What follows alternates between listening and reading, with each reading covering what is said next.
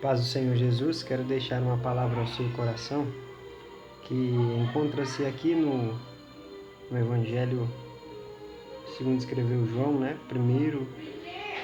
Primeira epístola de João, capítulo 2, versículo 15, diz o seguinte: Não ameis o mundo nem o que no mundo há. Se alguém ama o mundo, o amor do Pai não está nele.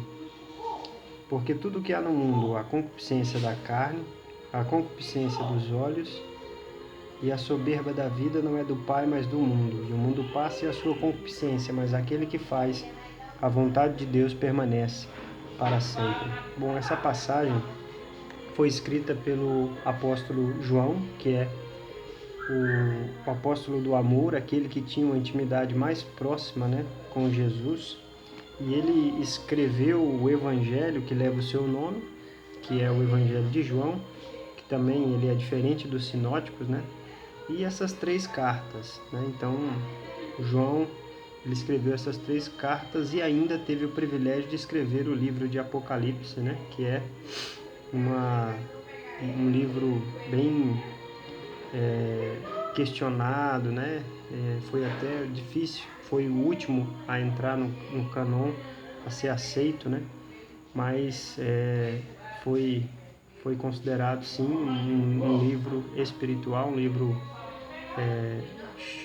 inspirado pelo Espírito Santo e com a autoria, né, de João. Então essas cartas, João ele já tinha tido uma experiência muito grande com Deus, ele fala muito sobre o amor, mas aqui no capítulo 2, a partir do versículo 15, ele traz algo sensacional e de extrema importância para todos nós cristãos, porque ele diz para nós não amarmos o mundo, né? Quando a Bíblia diz não ameis o mundo, ela não está dizendo de belezas naturais, ela não está falando, a Bíblia se refere ao mundo como sistema corrompido que desagrada a Deus, ao sistema, porque há influências satânicas em todas as áreas que luta contra o cristianismo, contra a igreja, contra os servos de Deus, contra a palavra de Deus, né?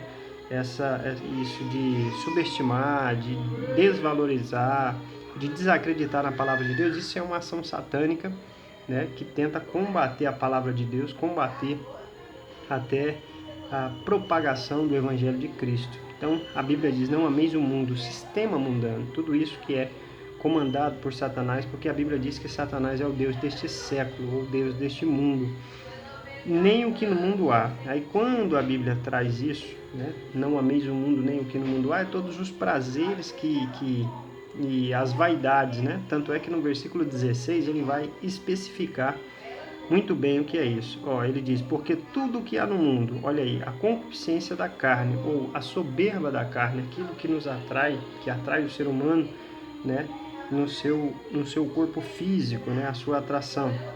Ele diz essa cobiça da carne, né, a cobiça ou a concupiscência dos olhos, aquilo que nos atrai, né, com os olhos. O homem ele é mais tentado com o olhar, né, do que a mulher. E ele diz a soberba da vida. Então aqui está os 3 pilares, né, que nós seres humanos somos tentados. Então, na cobiça da carne, na concupiscência dos olhos, né, na cobiça dos olhos, aquilo que nos atrai no nosso olhar, e tudo isso para nos fazer desagradar a Deus, desobedecer a Deus, e a soberba da vida, né, porque muitas pessoas hoje buscam simplesmente a vaidade, o orgulho, né, ser poderoso e tal. Isso também é algo já inerente no ser humano, que também está relacionado diretamente à queda do ser humano. Aí diz, e o mundo passa, e a sua concupiscência, mas aquele que faz a vontade de Deus permanece para sempre. Por quê? O mundo vai passar, tudo isso que nós estamos vivendo hoje é temporário, né? vai passar, mas aquele diz, aquele que faz a vontade de Deus, ele tem a vida eterna. Aquele que conhece Jesus e vive para agradar a Deus, ele não vai reinar aqui nessa terra, apesar, né, de muitos de nós passarmos por inúmeras dificuldades, né, e todas as pessoas também que não servem a Deus passam por dificuldades, né. É bem verdade que alguns têm um padrão de vida diferente, que tem vários, né, principalmente as pessoas ricas que têm um padrão de vida excelente, mas na eternidade se eles não encontrarem Jesus aqui, né, infelizmente eles terão uma eternidade de tormento.